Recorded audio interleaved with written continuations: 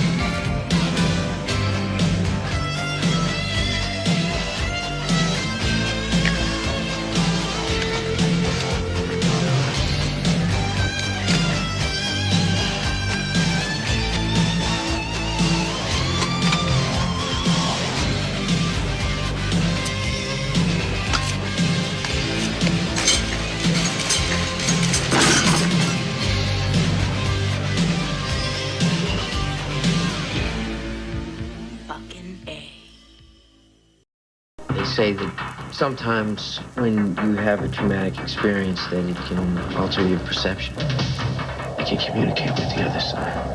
I can see spirits. I don't know why. On July 19th, Universal Pictures invites you to experience another side of the other side. The Frighteners, rated R, starts Friday, July 19th at theaters everywhere. Hey, this is Matt once again. Welcome back to another video. There's another paid request, as for The Frighteners. Now, for those interested in requesting any other type of videos, topics, reviews, re-reviews, randomness, how the blue is, feel free to send it either directly to my PayPal or join my Patreon. Both links are down below in the info box. Now, The Frighteners, this came out in 1996, as directed by Peter Jackson. And just to show, this is the back of it. And I have the Blu-ray of this, but I couldn't find it, so I'm showing the DVD. So I have the disc, I just can't find the case, because I put them in sleeves, and I don't know, just not going into that. It just to save room, just don't get rid of the cases, but I don't think I got rid of that. Who gives a shit? The Frighteners. This is a movie that I miss Peter Jackson doing, this kind of film. This is in the day where he did Bad Taste, Meet the Feebles, Dead Alive, also known as Brain Dead. And for those who don't even know that film, it's Bad Taste, very low budget, weird, quirky, crazy movie, dealing with aliens, the exploding cows, a guy who's like falling apart and try to keep his brain intact in his head, and very wild, gory, low budget but fun affair. Meet the Feebles, all done with puppetry, all done like the Muppets if they're on acid. Like a good version of the Happy Time Murders. Like the Happy Time Murders was meh. That Melissa McCarthy film was like disappointing. But Meet the Feebles, it's a puppets doing them, no humans in the film. They're doing a Muppet-like show, but then they got drug addiction and Vietnam PTSD, and a hippo massacres the cows with an M60 machine gun. A fraud puppet has the deer hunter flashbacks. It's a pretty fucking crazy movie, Meet the Feebles. Still doesn't have a Blu-ray for some reason. And then Dead Alive, also known as Brain Dead, one of the goriest films ever made. Insane what they were able to do with effects and gore with a low budget and excellent makeup effects. And it's a fun movie, good sense of humor to it. I miss that Peter Jackson. And yeah, this is more mainstream than those, but it still has that element of creativity, insanity. Technically, this is his version of a PG-13 film, because The Frighteners is produced by Robert Zemeckis. Peter Jackson had the idea for this film. He had done the film Heavenly Creatures, which it's not my kind of movie, Heavenly Creatures. I know a lot of people like the film, but again, just not my cup of tea. I prefer his other movies. But that got a lot of critical notices. And Robert Zemeckis and Peter Jackson talked. Peter Jackson had this idea. So he said, okay, we're going to make this film. And at first it was going to be like a Tales from the Crypt, like part of that franchise. But hey, make it its own. And then Robert Zemeckis, of course, knew Michael J. Fox. Got in talk with Michael J. Fox. He did the film, and I thought he did a wonderful job. I thought this was one of his best roles as Frank Bannister. Which is a very different kind of role, because he got to play humor, but also a lot of very serious. So it's like he got to be Marty McFly, but he also got to be his character Casualties of War, like a blending of the two, like got to be serious and comedic. And even like a little bit of an action hero. I mean, as a ghost, he's got 2 machine guns shooting the creatures, badass. And I miss Michael J. Fox. The Hard Way, I enjoy that film. Spin City, I remember liking that show. I don't know if it's on DVD. But yeah, Back to the Future. I'm a big fan of Michael J. Fox. I hate what Parkinson's has done to his body, to fucking up his career, and more important, his life. I hate it. I hate it, because I'm just a fan. Being selfish, there's stuff I would love to have seen him do. I think he could have done, if it wasn't for that bullshit. Maybe more movies like this, or not saying a sequel, but, in that same vein. And what's interesting about this movie is a lot of times you'll have a movie where the tone changes and it falls apart because it's an inconsistent tone. It seems like it just veered a hard left or a hard right. Very rarely do you have a film do that and do that well. And Away from Dusk Till Dawn does that, because it's a Reservoir Dogs, like, crime movie, kidnapping a family, then becomes this crazy vampire film.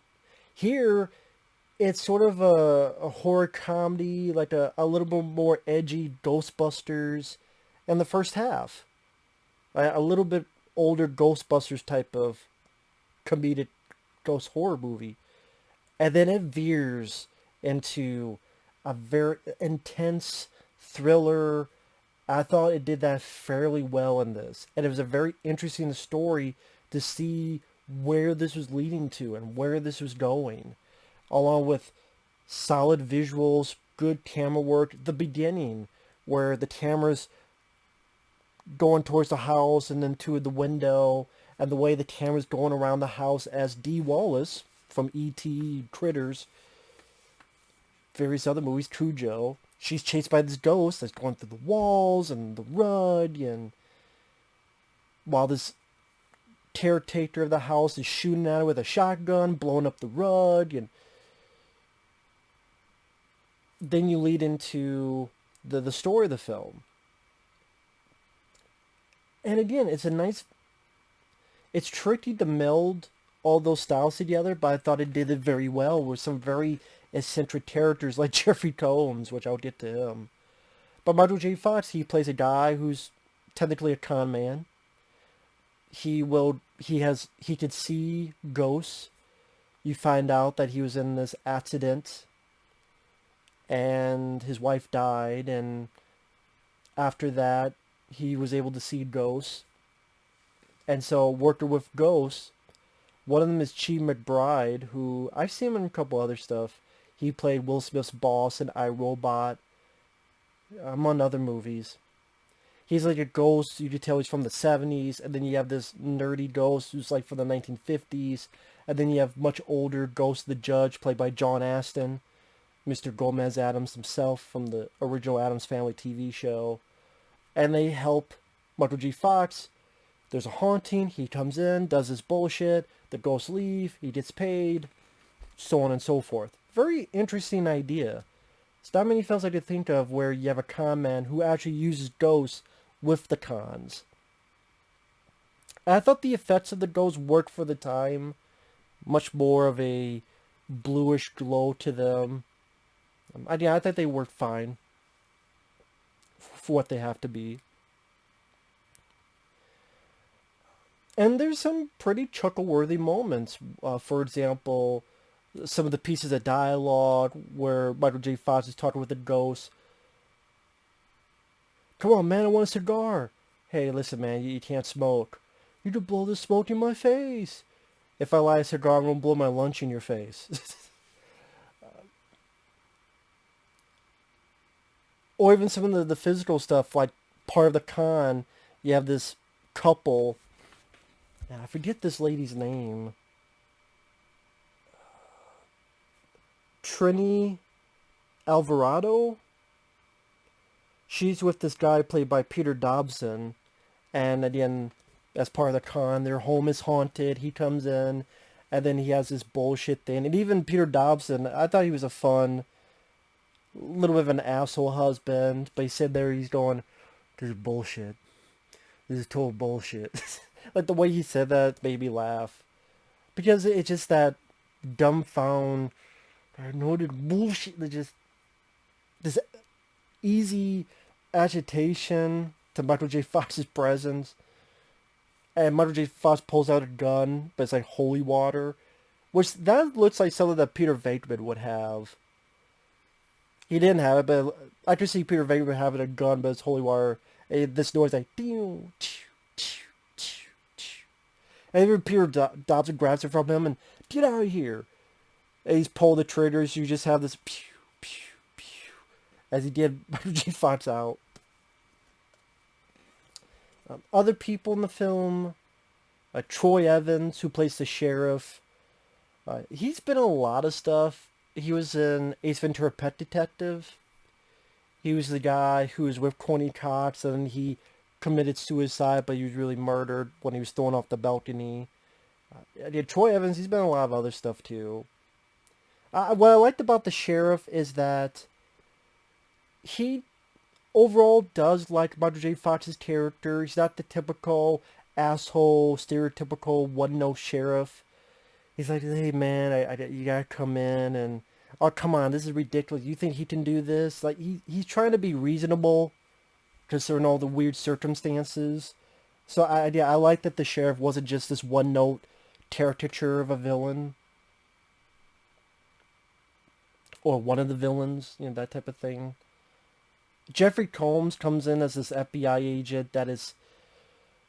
He's a character that was in undercover in cults, and he has not quite been deprogrammed.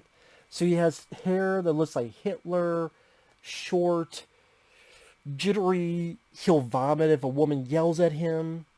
Depending which cut of the film you see, if you watch the director's cut,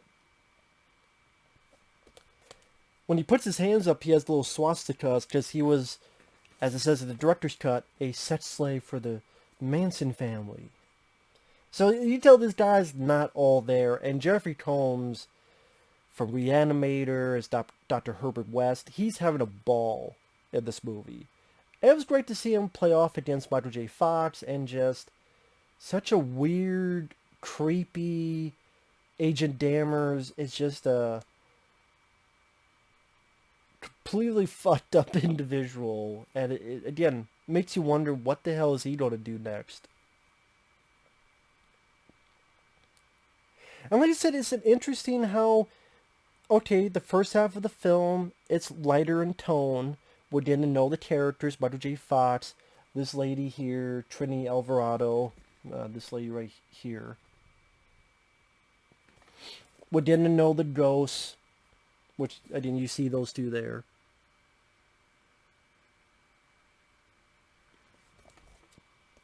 Chi McBride and I forget the other guy's name.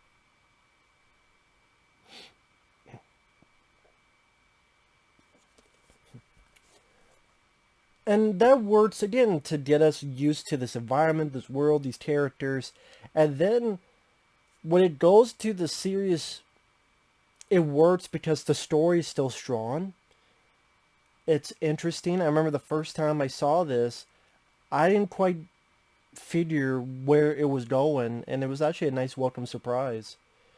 And I like that it became almost like a little bit of an action horror film. I mean, you have Dee Wallace chasing Michael J. Fox around with a shotgun, and I did when Michael J. Fox is a ghost, he gets machine guns and shooting at the Grim Reaper, and you're like, what? I liked how creative this movie was, and it wasn't a connect the dots predictable story. But when you watch the first 20 minutes, you're not thinking it's going to go where it goes in the last 20 minutes. And again, that's actually refreshing. It works in this instance. It also helps that the villain is intimidating. Like the Grim Reaper, it's a 90s CGI, but I could deal with it because I like the design. I like the look of the Grim Reaper.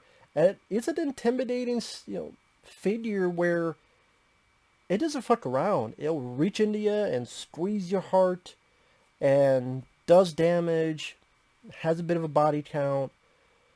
Nothing too gory, which that's the thing. This was made for a PG-13.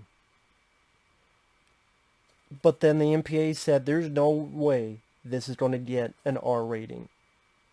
I mean, there's no way this is going to get a PG-13 rating.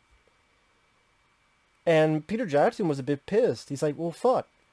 If I knew I was going to make an R-rated Frighteners, I would have made an R-rated Frighteners. And I forget who was the documentary. It might have been Jeffrey Combs. Because this is a really good documentary. It's on the Blu-ray, it's on the DVD. It's longer than the movie, I think. It's very in-depth. Very in-depth documentary. And that's why when Jeffrey Combs' character dies, spoiler alert, spoilers, in the original death scene, he would get blasted and shot out the window. But when he knew it was going to be rated R, he added this effect where the head blows up. And then it's not good CGI, to be fair.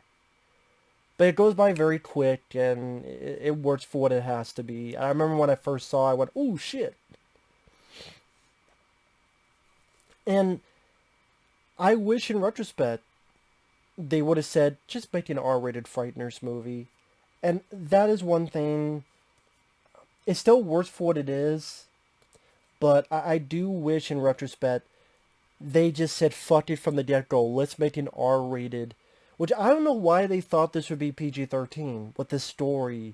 Which leads to, Jake Busey, and you find out Dee Wallace was with him. Like, she was with him, but she was much more of an instigator for it than people assumed.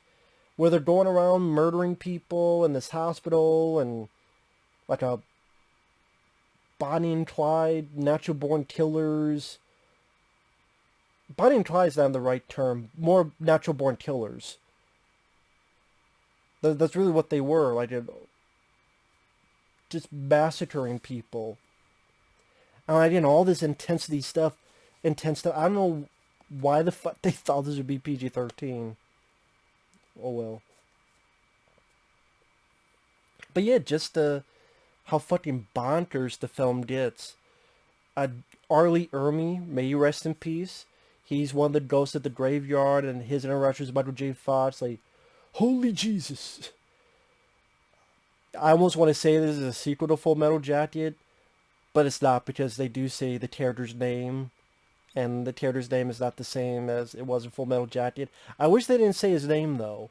If they didn't say his name, you could just assume this is the ghost of the gunnery sergeant Full Metal Jacket.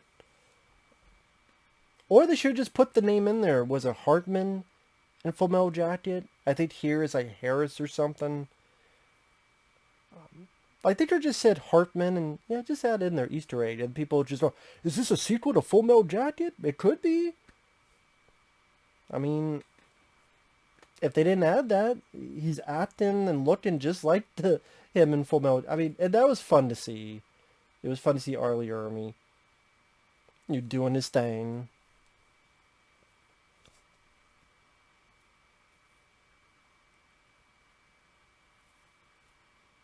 Trying to think, because I don't want to miss stuff. Yeah, Jeffrey Combs, just how crazy he is. Like when he's talked with Michael J. Fox. What did the guy in the bathroom do? Piss in your hush puppies? And the way Peter Jackson directs it was up close to his eyes and his mouth, and just, and then showing the more this bonkers insanity of Jeffrey Combs' character. And he has like a body with scars, which is his roadmap of pain. Again, it just,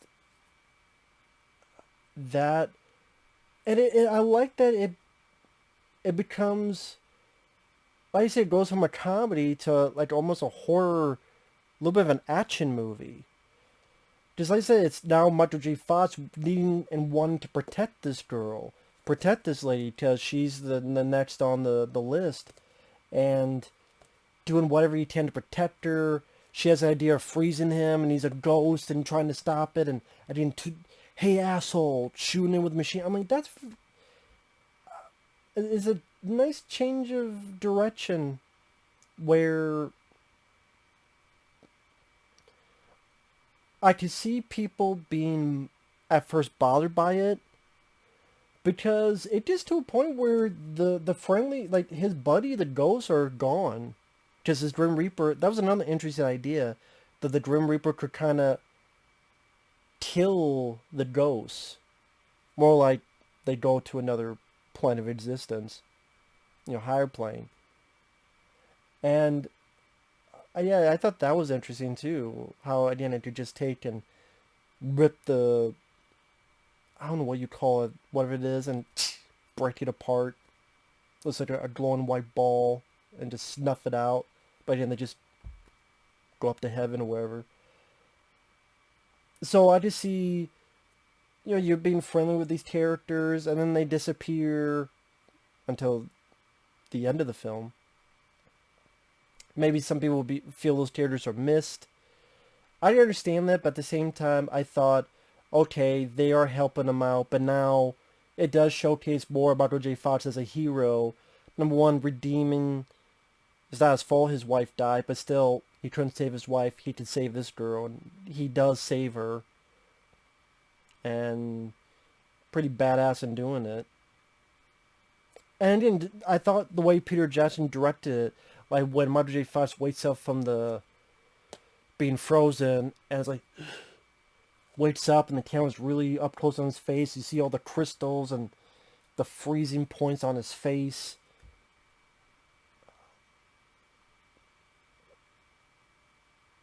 And I think I remember the first time I saw this, I didn't expect Dee Wallace to be evil. But the show, oh wow, she's with the ghost, and oh, that's who the ghost is? Like, the Grim Reaper is really this psycho killer in disguise.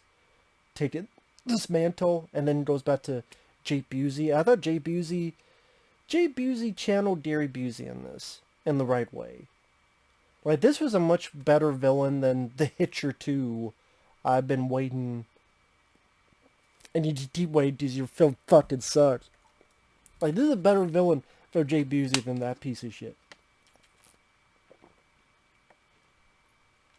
Bar none. Just fuck The Hitcher too. But Jake Busey is definitely relishing the role in this. And again, there's a lot of interesting ideas. Like, Michael J. Fox gets to this old hospital,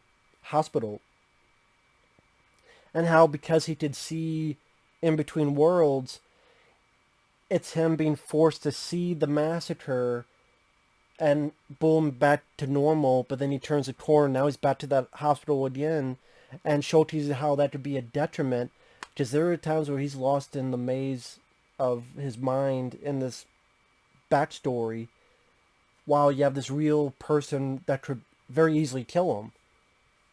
At times almost shoots his fucking head off.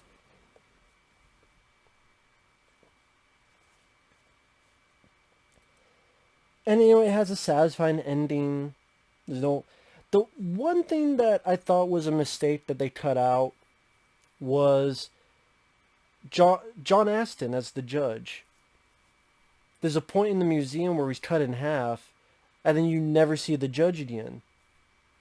Which I thought was weird because, okay, he's not there in heaven with the other two guys. You never see him again. There was a lot more to that character, and it was all cut out. Which I don't get because... But this is the guy that did King Kong. And how long is King Kong in Lord of the Rings? But, like, you couldn't add that stuff back in your director's... Because, to me, it just feels off and weird that he's missing, he's disappeared, and this has become a character you've been developing a little bit. And it's because it's all the cutting room floor. Because after that museum, John Astin's judge appeared in the cemetery to help Michael J. Fox while he was a ghost. And John Astin would shoot at the Grim Reaper, and then that would get Michael J. Fox said he just guns and shoots at the Grim Reaper. Even at the end of the film, he would say goodbye and ride off with his horse off to greener pastures. I guess if you don't care about the character, you don't care that he just disappears. But again, it does feel weird and incomplete that that character just completely disappears after getting cut in half. Again, it doesn't appear in the heavens. I mean, so that is in one instance. I don't think that needed to be cut out. That's just me. Or at least put it back in the director's cut. But maybe they didn't put it back in because it needed effects finished.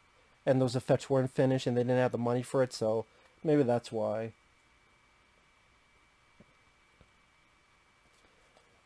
So again, that was one problem I had with the film. Not too much though. I like the usage of the song Don't Fear the Reaper at the end. I thought that worked well. I wouldn't say it's a hilarious movie in the first half. But again, when the first half is a bit more comedy, I wouldn't say the comedy is as funny as Ghostbusters or anything. It got some chuckles out of me. But yeah, I wouldn't say it's hilarious. Laugh out, yeah.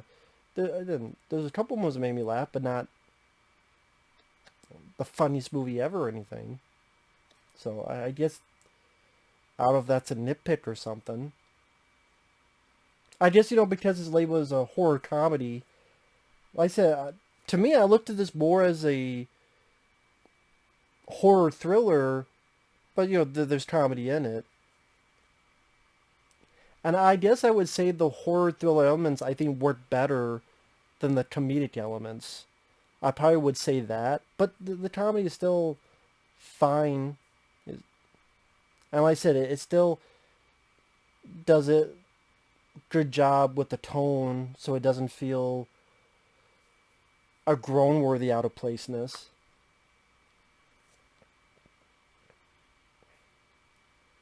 And yeah, it does have some good features. You have a commentary by Peter Jackson. You have like a pretty lengthy documentary. And yeah, this is a film no one really talks about, but I'll take this over King Kong. I'll take this over his Lord of the Rings and the Hobbit films. Meet the Feebles, Bad Taste, that stuff, and this, or the Peter Jackson films I miss. I wish he would do it yet. People say, no, he's already done that, he's moved on. I get that, but this is the Peter Jackson I liked. This is the Peter Jackson I miss. And I don't think we'll ever see that again. And that sucks. But that's how it goes. So yeah, with that said, thanks for watching. Take care. We'll see you guys later. Bye-bye.